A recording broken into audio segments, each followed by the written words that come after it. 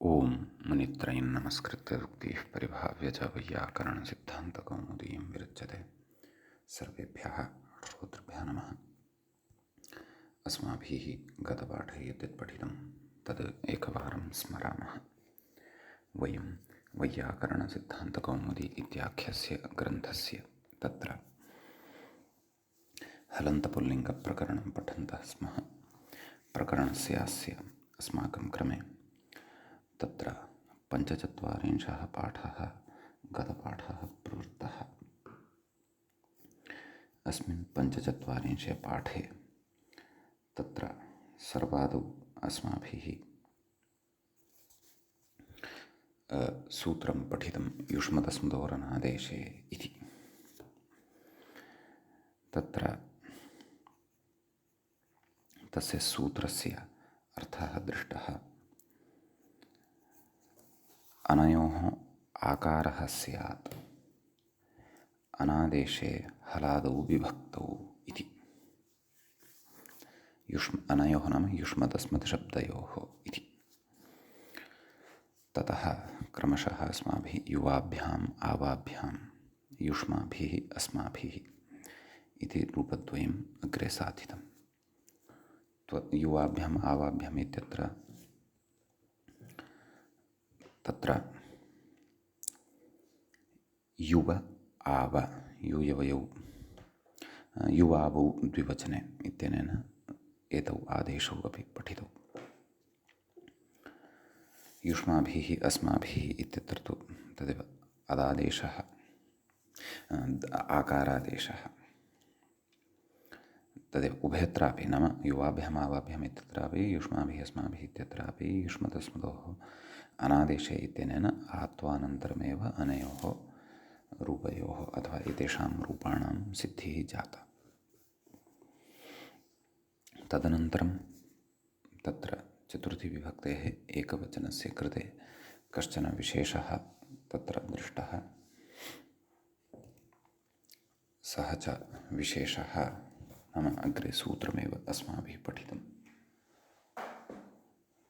तत्र सूत्रं भवति तुभ्यमह्यौ ङै इति। अस्य सूत्रस्य तत्र अर्थः अस्माभिः दृष्टः। अनयोर्मपर्यन्तस्य तुभ्यमह्यौ स्तः ङै नाम ङे इति प्रत्ययः यदा परतः भवति तदा युष्मत् शब्दः अस्मत् शब्दः इत्येतत् शब्दद्वयं यद् वर्तते एतत् शब्दद्वयस्य मपर्यन्तः यावान् भागः वर्तते तस्य स्थाने तुभ्यमय्यौ स्तः नाम क्रमशः युष्मद् इत्यस्य मपर्यन्तस्य तुभ्य इति आदेशः अस्मद् इत्यत्र मपर्यन्तस्य मह्य इति च आदेशः भवति। ङे इति प्रत्ययः यदा परतः भवति ततः तत्र अमादेशः भवति शेषे लोपः च भवति। अमादेशः नाम ङे प्रथमयोरम् इति। शेषे लोपः अद् इत्यस्य लोपः भवति। अतः तुभ्यं मह्यम् इति रूपद्वयं सिद्धं भवति। तदन्ते अपि अयं विधिः प्रवर्तते। अतः परमतुभ्यं परममह्यम् इत्यत्रापि अस्य प्रवृत्तिः भवति। गौणे अपि अस्य प्रवृत्तिः दर्श्यते। अतितुभ्यम् अतिमह्यम् इत्येवं प्रकारेण। ततः द्विवचने नाम चतुर्थी द्विवचने पूर्ववदेव रूपद्वयं तत्र साधितम्। आवाभ्यां युवाभ्याम् आवाभ्याम् इति। ततः अग्रे अस्माभिः सूत्रं पठितं नाम चतुर्थी बहुवचननिमित्तं भ्यमादेशविधायकं सूत्रम् अस्ति। सूत्रं पठितं भ्यसोभ्यम् इति। तत्र भ्यसः भ्यम् अभ्यं वा आदेशः स्यात् इति अर्थः सूत्रस्य दृष्टः। तत्र नाम उभयथापि छेदः भवितुम् अर्हति सूत्रस्य। भ्यसः भ्यम् इत्यपि भवितुम् अर्हति, भ्यसः अभ्यम् इत्यपि भवितुम् अर्हति। अतः तत्र पक्षद्वयेपि अस्माभिः तत्र समन्वयनं कृतं, पठितं च। तत्र मूले उक्तम् आद्यः शेषे लोपस्य अन्त्यलोपत्वे एव, दकारस्यैव लोपपक्षे रूपं सिद्ध्यति यदि भ्यम् इति आदेशमेव आद्यं स्वीकुर्मः तर्हि। कथयति तत्र च उक्तं तत्र अङ्गवृत्तपरिभाषया एत्वन्न भवति इति। ततः अभ्यं तु पक्षद्वये अपि साधुः। अभ्यमिति यः प्रयोगः वर्तते सः तु अद् इत्यस्य लोपः वा भवतु, द इत्यस्य लोपः वा भवतु, अतः अभ्यमिति रूपं तु सिद्ध्यत्येव। ततः युष्मभ्यम् अस्मभ्यम् इति रूपद्वयम् अस्माभिः चतुर्थीविभक्तेः बहुवचने साधितं। तदनन्तरं तत्र अग्रे सूत्रम् अस्माभिः पठितम् एकवचनस्य च। अस्य सूत्रस्य अर्थः अस्माभिः दृष्टः, परन्तु अस्य सूत्रस्य तत्र उदाहरणं यद् वर्तते तत्तु अस्माभिः द्रष्टव्यं वर्तते। तत्र सूत्रस्य अर्थः दृष्टः, आभ्यां पञ्चमी एकवचनस्य अत् स्यात् इति। तत्र आभ्यां नाम काभ्यां, युष्मदस्मद्भ्याम् इति तत्र अनुवृत्तिवशात् विवक्षितं भवति। अतः पञ्चमी एकवचनस्य तत्र अत् इति आदेशः भवति इति तत्र पठितम्। त्वत्मत् इति रूपद्वयम् अस्माभिः साधनीयं वर्तते। गतपाठस्य अन्ते व्याख्यायाः तत्र पङ्क्तयः इत्थम् अस्माभिः पठिताः। तत्र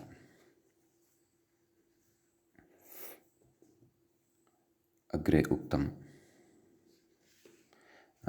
पञ्चमी विभक्तेः आरम्भं कुर्वता उक्तं व्याख्यात्रा, अथ पञ्चमी विभक्तिः एकवचनस्य च युष्मदस्मद्भ्यां सोऽश् इत्यतः युष्मदस्मद्भ्याम् इत्यनुवर्तते। पञ्चम्या अत् इति च तदाह आभ्यामिति युष्मदस्मद्भ्यामित्यर्थः। अनेकाल्त्वात् सर्वादेशः न विभक्तौ तु स्माः इति तस्य नेत्वं त्वत् मत् इति। एवं खलु। अतः तत्र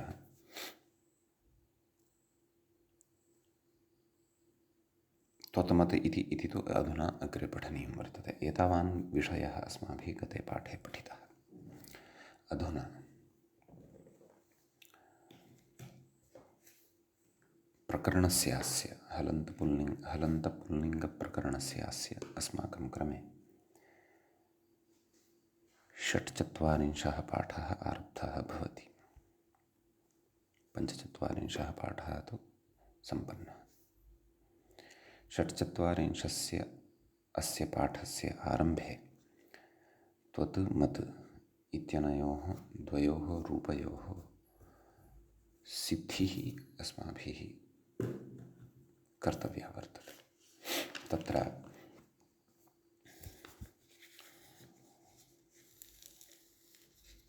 कथयति व्याख्याता, पश्यन्तु। युष्मद् अस्, यतोहि पञ्चमी विभक्तिः वर्तते, नसि इति तत्र प्रत्ययः भवति, तस्य अस् इति अवशिष्यते अनुबन्धविनिर्मुक्तत्वात्, अर्थात् इतिसंज्ञकानां लोपादिकं विधाय अस् इति अवशिष्यते। समीचीनं। ततः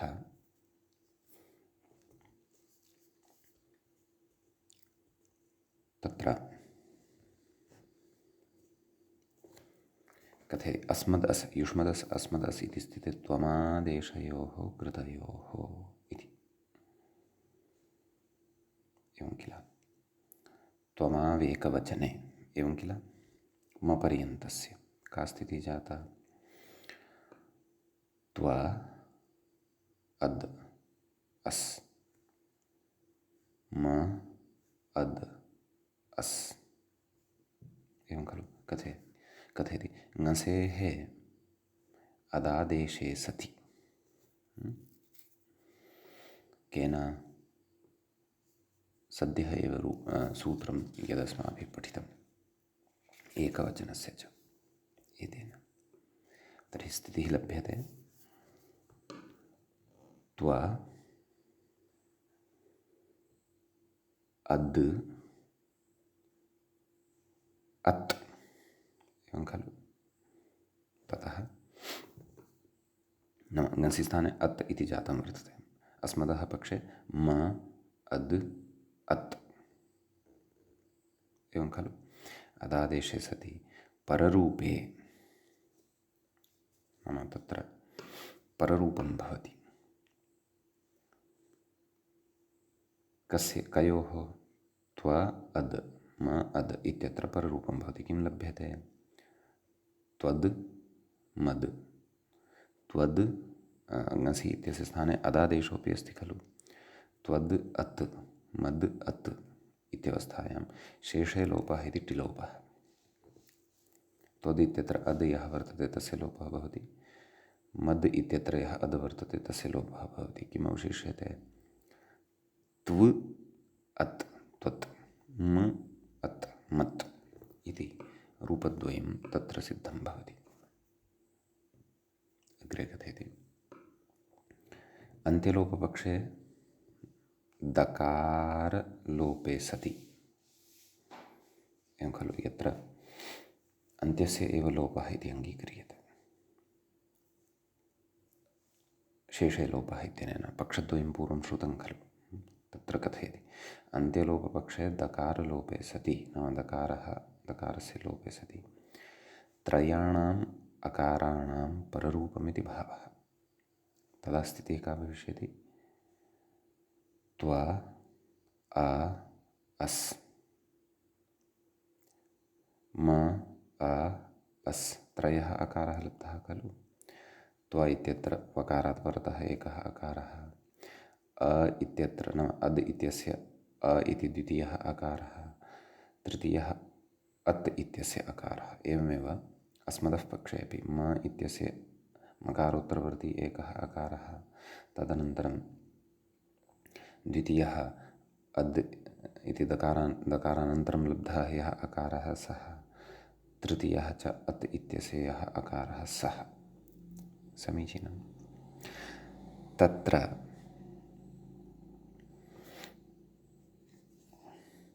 त्रयाणामपि अकाराणां पररूपम् इति कथयति। तन्नाम आदौ कयोचित् द्वयोः पररूपं कर्तव्यं। यथा आद्ययोः अकारयोः पररूपं कृतं तर्हि त्व अत् म अत् इति लभ्यते। तदनन्तरम् अधुना यौ द्वौ अकारौ स्तः तयोः अपि पररूपं कर्तव्यम् अतोगुणे इत्यनेन। अतः त्वत् मत् इति रूपद्वयं सिद्धं भवति शेषे लोपः इत्यस्य सूत्रस्य उभयथापि यदि प्रवृत्तिः अत्र क्रियते तर्हि। समीचीनं। ततः अग्रे कथयति सुवचमिति मूले पश्यामः। ङसेश्च इति सुवचं कुतः कथयति अग्रे। लाघवादिति भावः इति व्याख्याता कथयति। नाम एकवचनस्य च इति कथनापेक्षया तत्र ङसेश्च इत्येव यदि कथयति नाम ङसि इत्यस्य स्थाने अदादेशः भवति इति अर्थः लभ्यते स्म। लाघवं भवति स्म। तत्र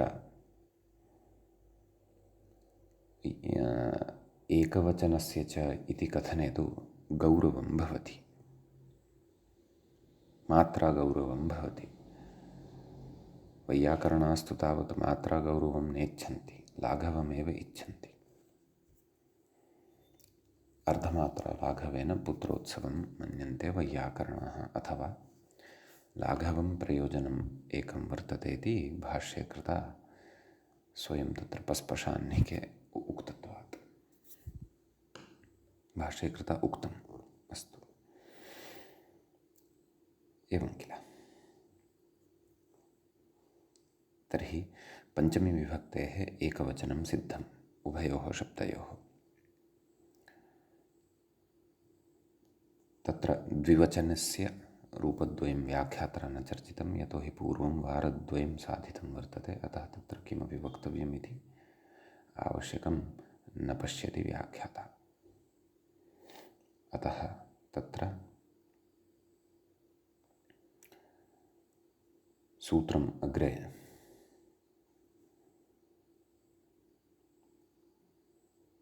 उच्यमानं वर्तते। अग्रे सूत्रं यदस्ति तत्तु बहुवचनार्थम् उच्यमानं वर्तते, परन्तु द्विवचने युवाभ्याम् आवाभ्याम् इति रूपद्वयम् अस्माभिः स्मर्तव्यम्। एवं खलु। तत्र युवावौ द्विवचने इत्यनेन युव अपि च आव इत्येतौ आदेशौ, किञ्च युष्मदस्मदोरनादेशे इत्यनेन सूत्रेण अत्र यः आकारः वर्तते तस्य अनादेशे गम्यमाने हलादौ विभक्तौ परतः नैव यः दकारः वर्तते द्वयोः अपि शब्दयोः तस्य स्थाने आत्वं यथा पूर्वम्। एवं खलु। इति तत्र रूपयोः सिद्धिः ज्ञेया। तदनन्तरं पञ्चमी विभक्तिः या वर्तते तस्याः बहुवचनस्य अस्ति विषयः अधुना। एवं खलु। तद्विषये अग्रे सूत्रं पठनीयं वर्तते। सूत्रं वर्तते पञ्चम्या अत् इति। तत्र नैव सत्यम् इदमेव पञ्चम्या अत् इति। पञ्चमी विभक्तिः भवति, बहुवचनं वर्तते, बहुवचने च अत्र वयं जानीमः भ्यस् इत्येव प्रत्ययः भवति। सूत्रे पञ्चम्याः इति षष्ठ्यन्तं पदं भवति, षष्ठी विभक्तेः एकवचनम्। अत् इति प्रथमान्तं भवति। व्याख्याता कथयति युष्मदस्मद्भ्यां ङसोष् इत्यतः युष्मदस्मद्भ्याम् इत्यनुवर्तते। तस्मात् सूत्रात् अनयोः द्वयोः अनुवर्तनं भवति। एतत् शब्दद्वयस्य अत्र सम्प्राप्तिः भवति इति भावः। ततः भ्यसोभ्यम् इत्यतः भ्यसः इति अस्मात् सूत्रात् भ्यसः अनुवर्तनं भवति। तदाह आभ्याम् इति सूत्रार्थः तत्र उच्यते। मूलं पश्यामः। तत्र उक्तम् आभ्यां पञ्चम्याः भ्यसो अत् स्यात्, भ्यसोत् स्यात्। आभ्यां नाम काभ्यां तत्र व्याख्याता कथयति युष्मदस्मद्भ्याम् इत्यर्थः। युष्मत् शब्दः यः वर्तते, अस्मत् शब्दः च यः वर्तते, इत्येताभ्यां पञ्चम्याः यः भ्यस्, न तु चतुर्थ्याः भ्यस्, यतो हि चतुर्थ्यामपि भ्यस् अस्माभिः दृष्टः, तस्य भ्यमादेशः पठितः। अतः आभ्यां तत्र यः विहितः वर्तते, नाम पञ्चम्याः या विहिता पञ्चमी विभक्तिः भ्यस् इति, तस्याः स्थाने अत् इति आदेशः भवति। एवं किल। ततः तत्र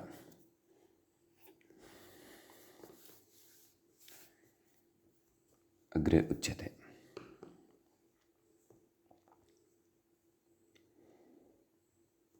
व्याख्यात्रा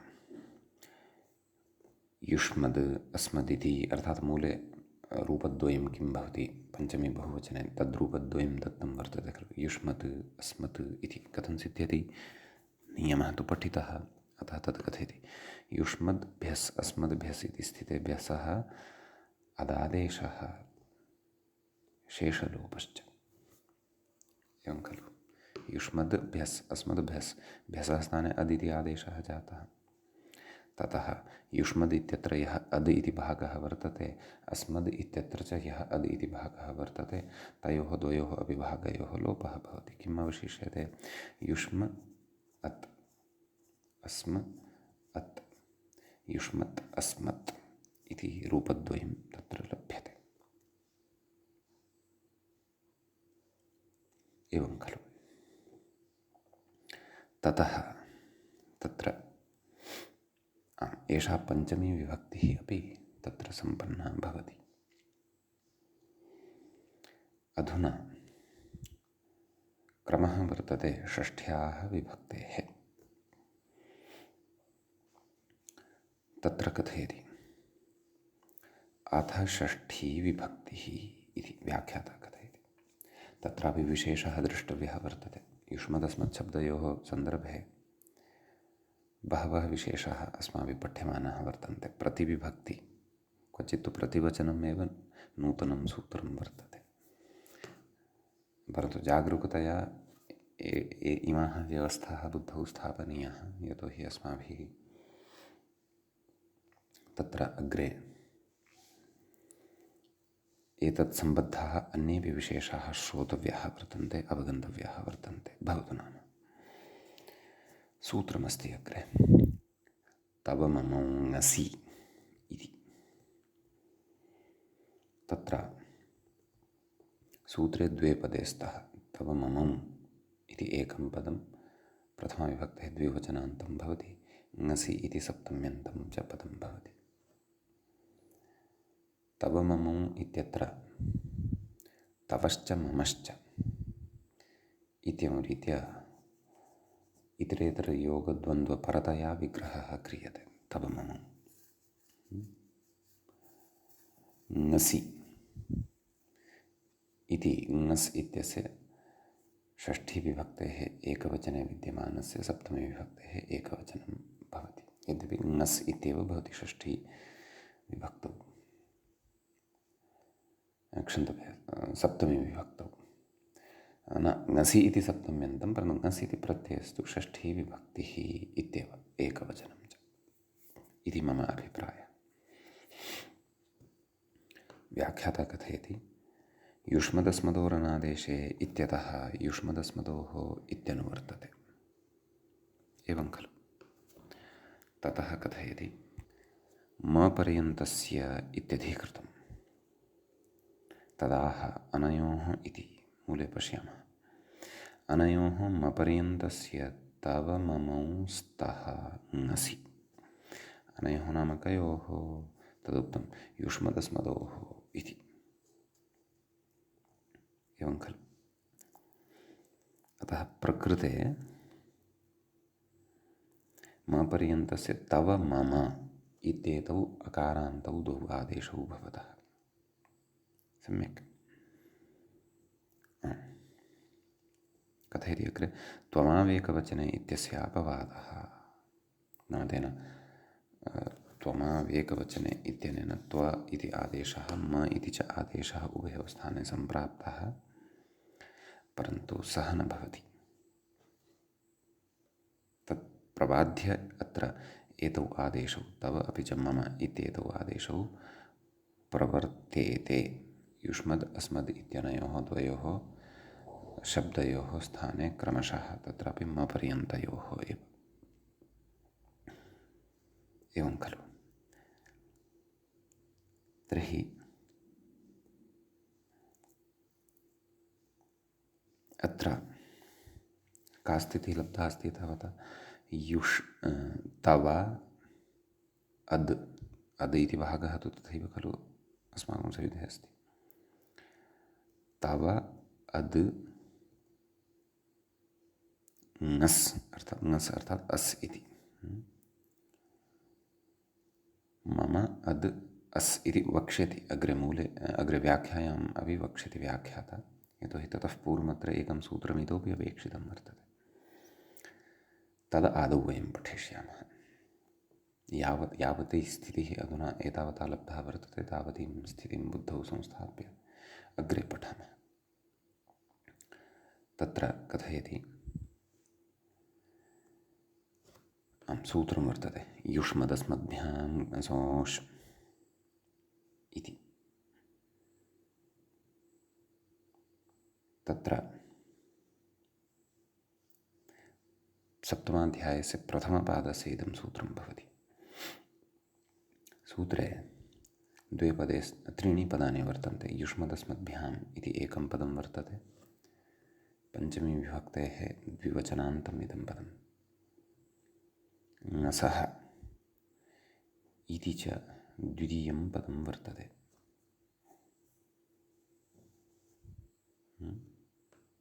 षष्ठ्यन्तं, षष्ठीविभक्तेः एकवचनान्तं भवति। अश् इति च तृतीयं पदं वर्तते, प्रथमान्तं। सम्यक्। अत्र अङ्गस्य इति अधिकारो वर्तते। अङ्गाधिकारे इदं सूत्रं पठितं वर्तते। अन्यस्तु सूत्रार्थः सूत्रे एव सन्निहितः वर्तते। व्याख्याता अग्रे इङ्गितं करोति स्पष्टमिति। तत्र मूले उक्तं खलु स्पष्टं।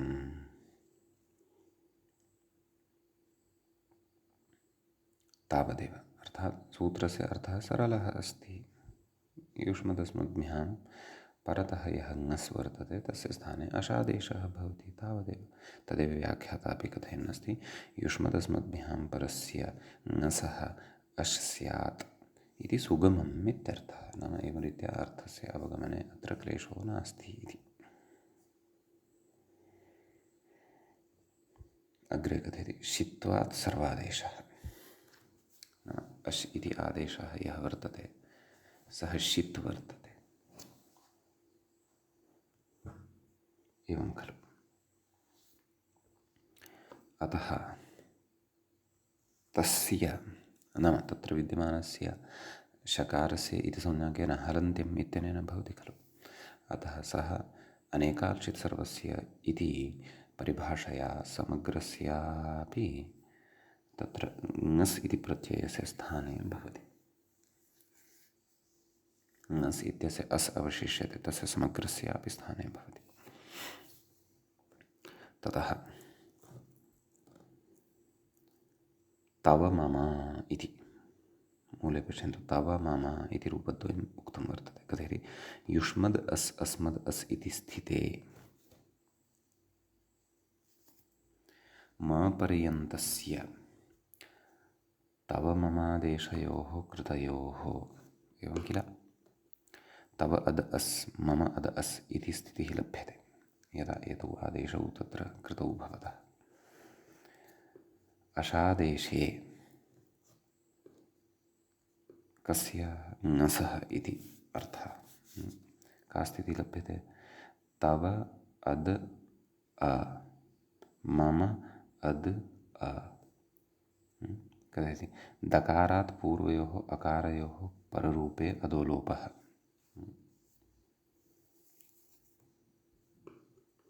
तवद् अ ममद् अ इति लभ्यते। अग्रे कथयति अन्त्यलोपपक्षे दकारलोपः। यदि अन्त्यलोपपक्षः आश्रितः केवलस्य दकारस्यैव लोपः कृतः तर्हि तव अ ततः अ, यतोहि ङस् इत्यस्य स्थाने अ अपि आगतः वर्तते, तर्हि का स्थितिः जाता? तव अ मम अ। अग्रे कथयति त्रयाणाम् अकाराणां पररूपमिति भावः। तर्हि अस्माभिः यथा पूर्वं त्वत्मत् इत्यादिषु कृतं तद्वत् प्रकृते अपि त्रयः ये अकाराः लब्धाः वर्तन्ते तेषां त्रयाणामपि अकाराणां पररूपं भवति। आदौ प्रथमयोः द्वयोः अकारयोः पररूपं, तदनन्तरं पुनः लब्धयोः द्वयोः अकारयोः पररूपम् इत्येवं च अत्र तव मम इत्येव अन्ततः अस्माकं सविधे लब्धं भवति, एवं खलु इत्यस्ति। ततः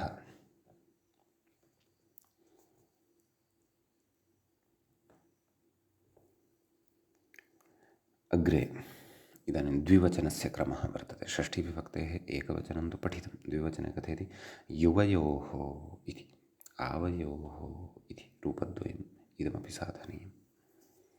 तत्र कथयति युष्मद् ओस् अस्मद् ओस् इति स्थिते मपर्यन्तस्य युवावादेशयोः अर्थात् युव आव इति आदेशौ क्रियते युवावौ द्विवचने इत्यनेन। का स्थितिः लभ्यते? युव अद् ओस् आव अद् ओस् इति खलु स्थितिः लभ्यते। ततः कथयति योचि इति दकारस्य यत्वे, दकारस्य स्थाने यकारः भवति, का स्थितिः जायते? युव अ य ओस् अव अ य ओस्, एवं खलु कथयति। पररूपमिति भावः। तत्र द्वौ अकारौ यौ स्तः तयोः पररूपं। युव ओस्,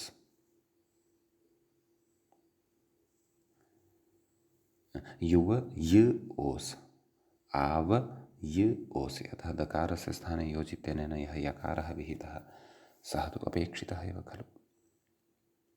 अतः प्रकृते युवयोस् आवयोस् सस्य ऋतुविसर्गे सति युवयोः आवयोः इति रूपद्वयम् अत्र सिद्धं भवति। समीचीनं। ततः तत्र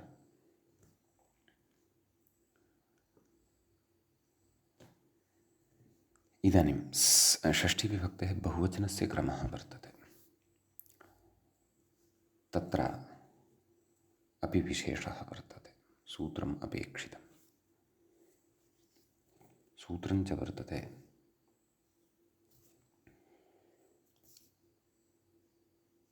साम आकम् इति।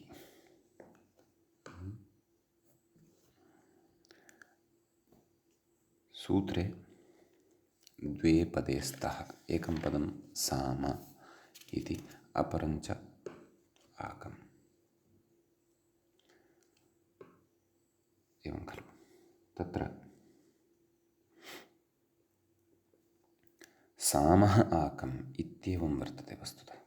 सामः इति षष्ठीविभक्तेः एकवचनान्तं भवति। तत्र सकारेण सहितः आम् साम् इति वक्ष्यते अग्रे। आकम् इति तु प्रथमान्तं भवति, प्रथमाविभक्तेः एकवचनान्तं भवति विधीयमानं। प्रकृते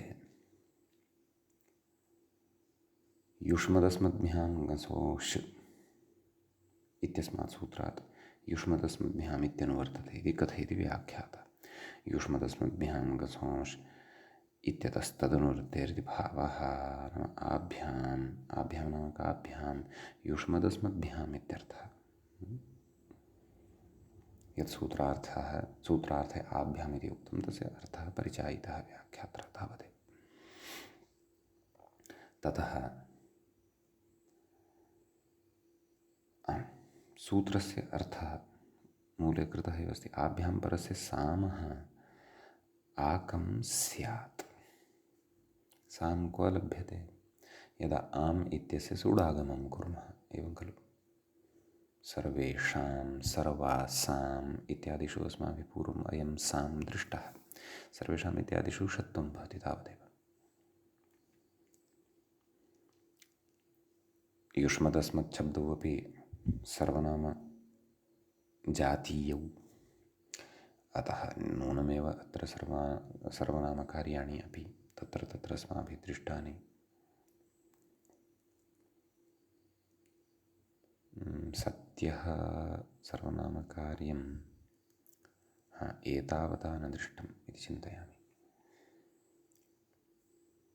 परन्तु सर्वनामसंज्ञा तु अस्ति।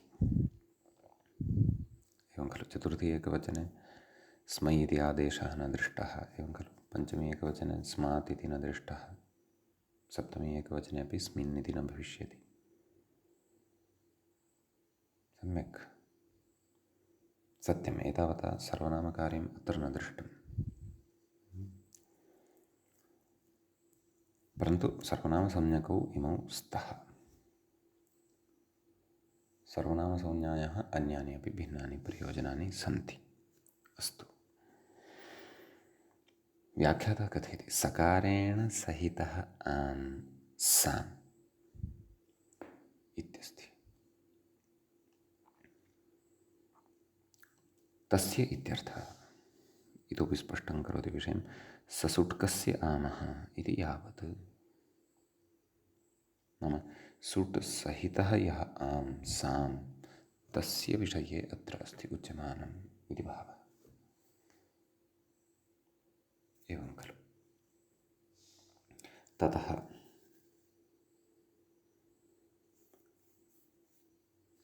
अग्रे कथयति। अत्र कश्चन विचारः वर्तते इदानीम् अग्रे।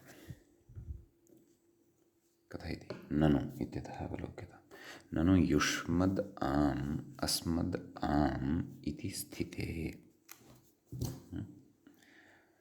अवर्णात् परत्वाभावात् सुटो न प्रसक्तिः वा न वा?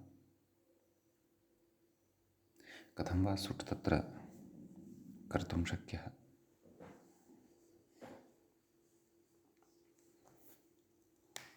एवं किल।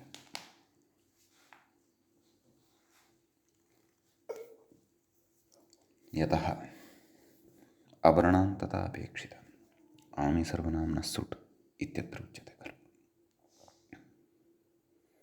अकारान्तात् परतः सुडागमः तेन क्रियते सर्वेषां सर्वासाम् इत्यादिषु। हलन्तां न क्रियते। ततः कथयति न च शेषे लोपः इति दस्य लोपे कृते। नाम आदौ शेषे लोपः इत्यनेन दकारस्य लोपं कुर्मः। अग्रे कथयति अवर्णात् परत्वमस्ति इति वाच्यं। तदनन्तरं युष्म अस्म इति उभयत्रापि अवर्णान्तता लभ्यते एव। अतः अस्माद् अवर्णात् परतः तत्र आम् यः वर्तते तस्य सुडागमः भवितुमर्हति एव खलु इति न वक्तव्यम्। कुतः कथयति आकमादेशात् प्राक् अनादेशतया शेषलोपस्य एव अप्रसक्तेः ससुट्कनिर्देशः अनुपपन्नः व्यर्थः च इति पूर्वपक्षः एव वर्तते। एवं खलु। पुनः अवधानेन पश्यामः। आकमादेशात् प्राक्। आकमादेशः केन क्रियते? साम आकम्। अनादेशतया शेषलोपस्य एव अप्रसक्तेः। एवं खलु। नाम परतः तत्र अनादेशत्वं वर्तते। नाम यावत्पर्यन्तम् आकमादेशः न जायेत तावत्पर्यन्तम् अनादेशत्वं वर्तते। कस्य? अस्य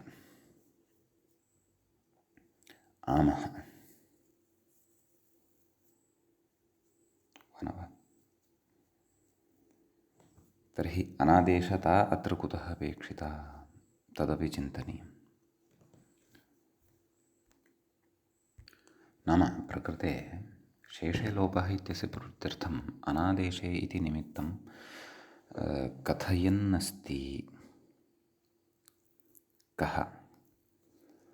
अत्र सिद्धान्ती एव कथयन्नस्ति इति चिन्तयन्नस्मि अहं। यतोहि पूर्वं तु आक्षेपः कृतः किं न च शेषे लोपः इति दस्य लोपे नाम आदौ दकारस्य लोपः भवतु। सम्यक्। दस्य लोपे कृते अवर्णात् परत्वमस्ति इति वाच्यं। नाम तत्र अवर्णात् परत्वम् आमः वर्तते, अतः तत्र सुट् भविष्यत्येव। आमि सर्वनाम्नः सुट् इत्यनेन। तत्र किमुच्यते नाम इति न वाच्यम् इति तस्य कृते उक्तमेव। अग्रे कथयन्नस्ति, आकमादेशात् प्राक् अनादेशतया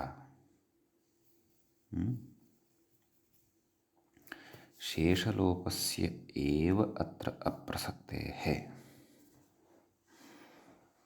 नाम आकमादेशात् पूर्वं प्रकृते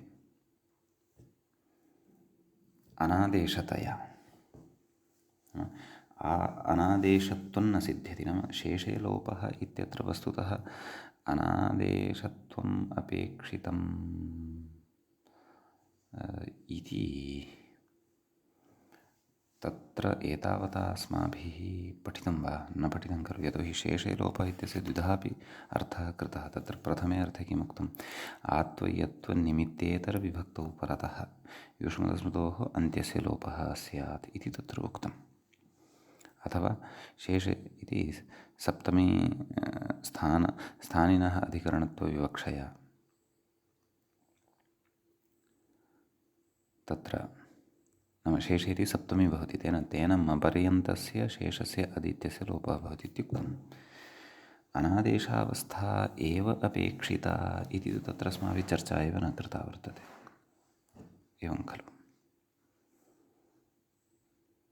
यद्यपि अष्टाध्याय्याः क्रमे युष्मदस्मदोरनादेशे इति यद्यपि पूर्वं भवति सूत्रं तत्सत्यं, परन्तु ततः अनादेशे इत्यस्य अनुवर्तनम् अपि अत्र भवति इति अस्मिन् विषये प्रायः अस्माभिः पूर्वं न पठितम् अस्ति।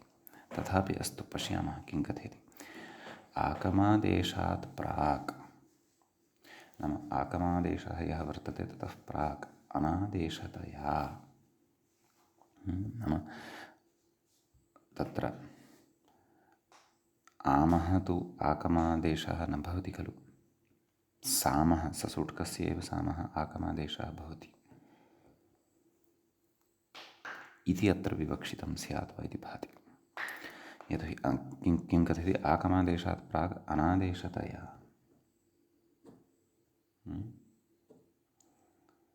शेषलोपस्य एव अप्रसक्तेः, परन्तु अनादेशत्वम् अत्र शेषलोपविषये उच्यमानं वर्तते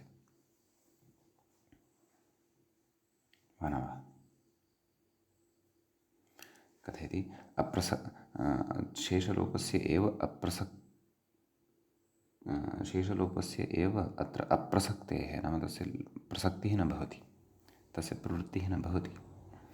यतोहि अनादेशत्वम् अपेक्षितम् अस्ति। एवं खलु। आकमादेशात् प्राक् अनादेशतया नाम न आदेशः अनादेशः, अनादेशस्य भावः अनादेशता, तया अनादेशतया इति खलु उच्यमानं वर्तते।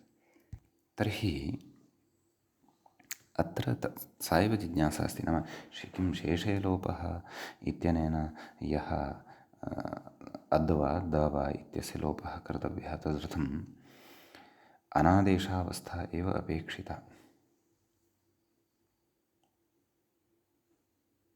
किञ्च आकमादेशात् प्राक् आम् इति स्थितिः वर्तते, तत्र तु आदेशः नास्ति।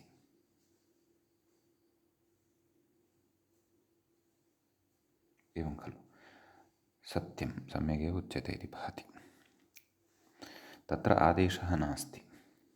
आदेशः यत्र भविष्यति तत्र एव शेषे लोपः इत्यस्य प्रसक्तिः। आदेशः यत्र न भविष्यति परतः विद्यमानायाः विभक्तेः स्थाने, तत्र शेषलोपस्य इत्यस्य प्रसक्तिः न। यतोहि तत्र किमुक्तम्, आत्वयत्वनिमित्तेतरविभक्तौ परतः। तर्हि तेषु युष्मदस्मदोरनादेशे इत्यपि वर्तते। तर्हि अनादेशे इत्यस्यापि अत्र सम्बन्धः नास्ति, आदेशे इत्येव अत्र सम्बध्यते। क्व शेषे लोपः इत्यत्र। अतः आदेशे सत्येव अस्य प्रवृत्तिः भविष्यति। अत्र तु आदेशः न जातः वर्तते एतावता। यथा आदेशः तु सामः स्थाने एव भविष्यति, आमः स्थाने तु आदेशः न भविष्यति। अतः जागरूकतया एषा पङ्क्तिः अवगन्तव्या। एवं खलु कथयति आकमादेशात् प्राक् अनादेशतया शेषलोपस्य एव अप्रसक्तेः, नाम शेषलोपः यः वर्तते तस्य प्रसक्तिः न भवति भोः।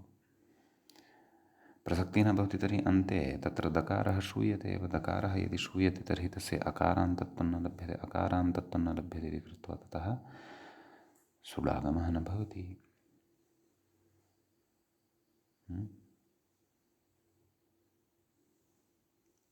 एवं खलु शेषलोपस्य एव अप्रसक्तेः ससुट्कनिर्देशः अनुपपन्नः व्यर्थः च इत्यतः आह। तर्हि एतावता तु ससुट्कनिर्देशः एतावता तु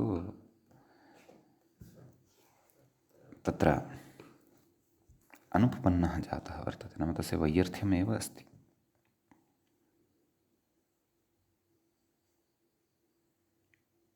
एवं खलु तर्हि सिद्धान्तपरा पङ्क्तिः एषा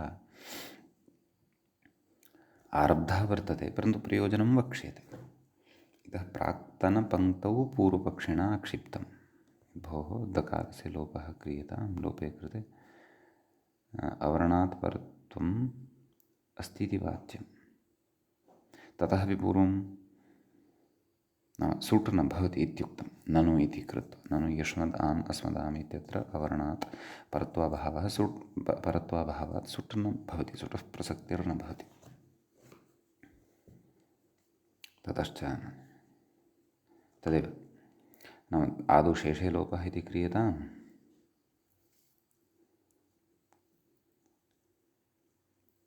ततः अवर्णात् तत्र परत्वं यद्वर्तते, अवर्णात् परत्वम् आमः यद्वर्तते तस्य सुडागमः भवितुम् अर्हत्येव खलु इति न वक्तव्यम् इति तस्य कृते उक्तम्। अनैव पूर्वपक्षिणः एव एषोऽपि विषयः वर्तते। सत्यं सत्यं। ननु इत्यतः आरभ्य भाविन इति इत्यतः पूर्वं यावान् भागः उक्तः वर्तते सः पूर्वपक्षिणः एव आक्षेपः वर्तते। न च वाच्यम् इत्यपि पूर्वपक्षी सिद्धान्तिने एव कथयन् अस्ति। सिद्धान्तस्तु उपस्थापयिष्यते। सिद्धान्तः कः? नाम साम इत्यत्र ससुट्कनिर्देशः कुतः इति अस्ति विषयः। तर्हि एतावता पूर्वपक्षिणा ससुट्कनिर्देशः व्यर्थः वर्तते इत्येव प्रतिपादितं वर्तते। सः कथयन् अस्ति अत्र सुडेव न भवति तर्हि कथं वा सामाकम् इत्युच्यते, तत्र युक्तयः प्रदर्शिताः वर्तन्ते। शेषे लोपः इति यदि भवान् कथयति तस्य लोपं कृत्वा तदनन्तरं सुडत्र भवितुम् अर्हति, तादृशे ससुट्के परतः तादृशस्य ससुट्कस्य आकमादेशः कर्तव्यः इति। परन्तु भोः सुडेव नात्र उत्पद्यते, तत्र तेन कारणमपि उक्तम्। आकमादेशात् प्राग् अनादेशतया शेषलोपस्य एव अत्र अप्रसक्तेः सुट् न भवति एव खलु। तर्हि सुड् एव यदि न भवति तर्हि ससुट्कः निर्देशः सामः इति षष्ठ्यन्ततया मूले दृश्यते, सः अनुपपन्नः, तस्य उपपत्तिर्न भवति, व्यर्थश्च। सुडेव न लप्स्यते तर्हि कथं वा तेन आकम् इति आदेशः कर्तुं शक्यते इति सर्वोऽपि अयं वस्तुतः पूर्वपक्षः एव वर्तते। एवं खलु। ततः कथयति भाविन इति।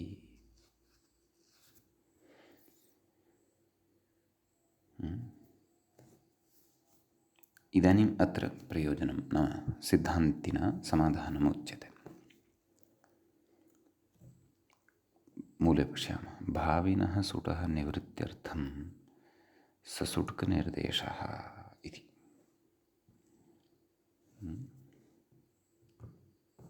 तत्र भाविनः अर्थात् भविष्यतः इत्यर्थः। भविष्यतः अर्थे भाविन् इति शब्दः प्रयुज्यते। एवं खलु। कथयति नाम प्रकृते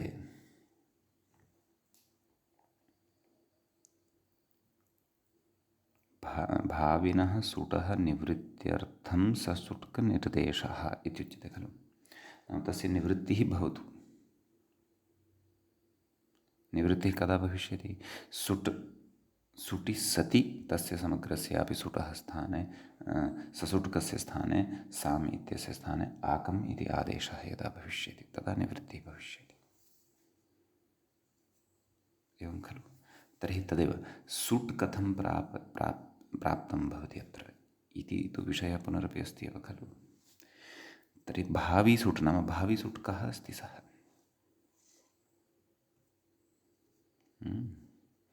इति चेत् तदपि ज्ञास्यते, अग्रे पश्यामः। किं कथयति? यदि तु आम आकम् इत्येव उच्येत, कथयति तर्हि आमः आकमादेशे कृते सम्यक्। अधुना सादेशत्वम् अपि लभ्यते, यश्च विषयः अधुनैव अस्माभिः श्रुतः पूर्वपक्षे। नाम अनादेशे न प्रवर्तते, सादेशे एव प्रवर्तते। अत्र विभक्तेः आदेशः जातः भवति। कथयति आकमादेशे कृते दकारस्य शेषलोपे सति, नाम दकारस्य यदि शेषलोपं कुर्मः का स्थितिः भविष्यति? युष्म आम् अस्म आम् उभयत्रापि, एवं खलु? स्थानिवत्वेन आकमादेशस्य आम्त्वात्, तर्हि आकम् इति आदेशः कृतः वर्तते, सः स्थानिवद्भावेन आम्त्वं प्राप्स्यति। आम्त्वात् तस्य च अवर्णात् परत्वात्, एवं खलु? स च अवर्णात् परतः लप्स्यते।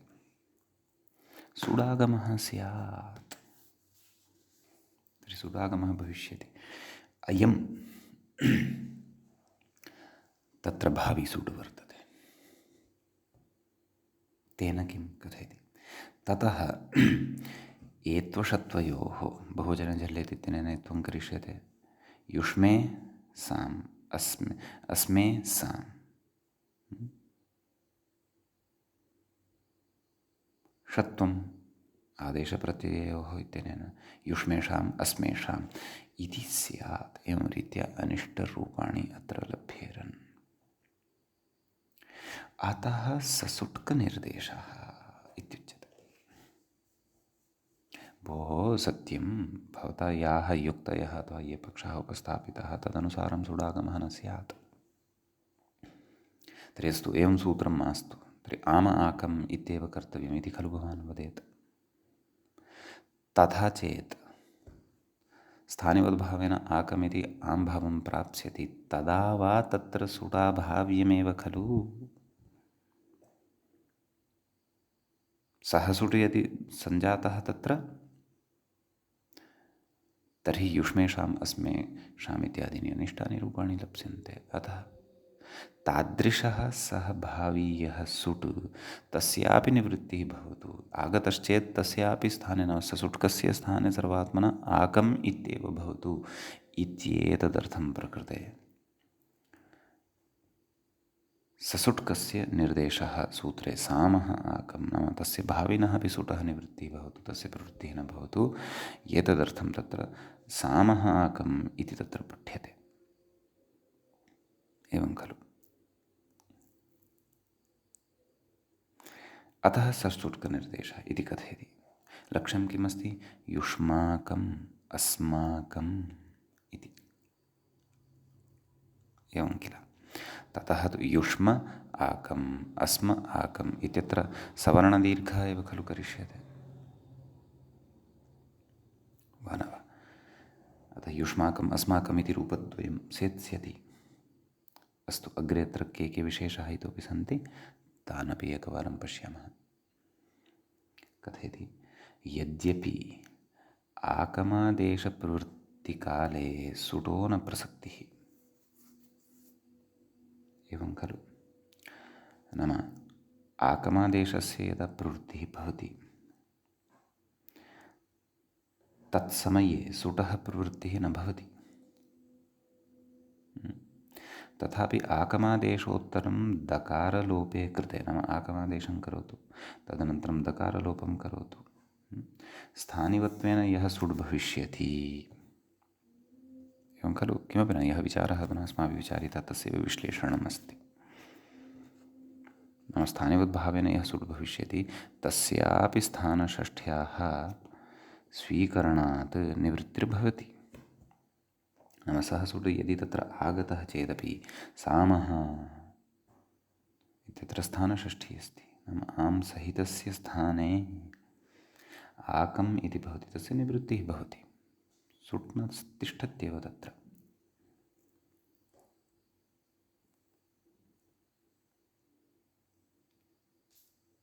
एवं खलु। किं कथयति पुनः पश्यामः। तथापि आकमो पुनः यद्यपि इत्यतः यद्यपि आकमादेशप्रवृत्तिकाले सुटः न प्रसक्तिः अस्तु,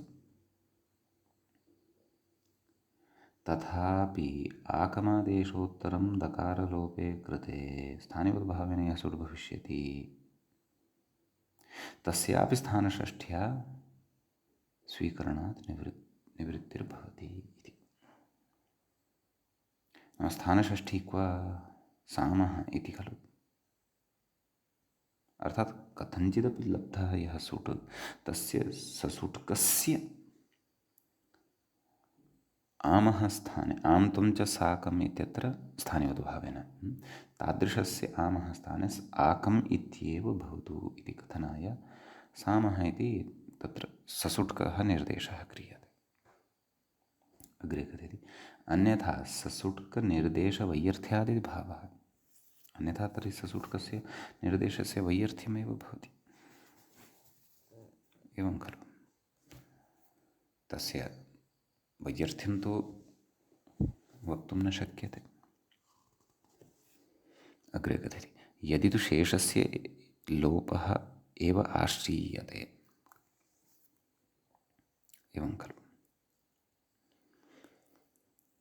नाम युष्मद् अस्मद् इत्यत्र यः दकारः वर्तते तस्य लोपः कर्तव्यः इति आश्रीयते। तदा कृतेपि आकमादेशे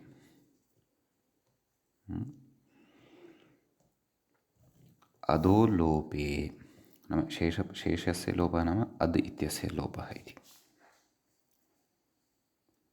एवं खलु। ततः आकमादेशः भवति युष्म आकम् अस्म आकम् कथयति अदो लोपे अवर्णात् परत्वाभावादेव। नाम अवर्णात् परतः न लभ्यते कः आम्।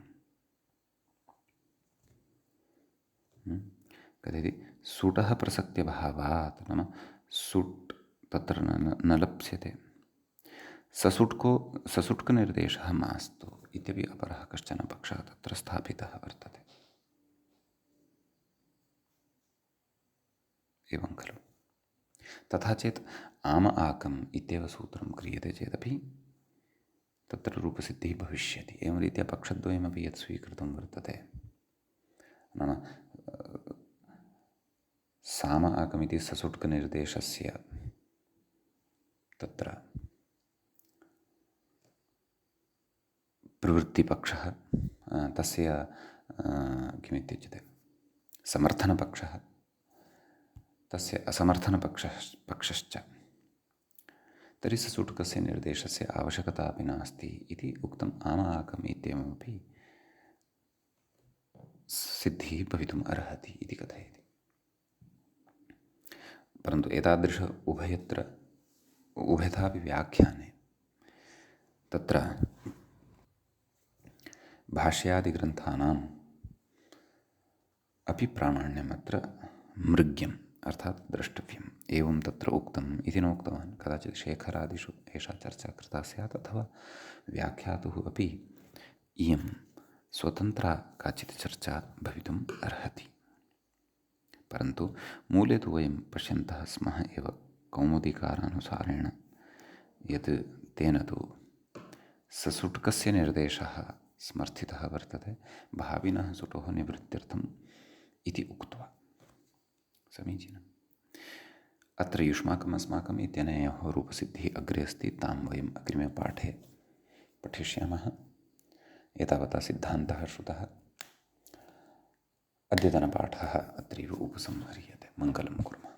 मुनित्रयं नमस्कृत्य उक्तिः परिभाव्य च वैयाकरणसिद्धान्तकौमुदीयं विरच्यते। एवञ्च हलन्तपुल्लिङ्गप्रकरणस्यास्य अस्माकं क्रमे एषः षट्चत्वारिंशः पाठः सम्पन्नतां गतः।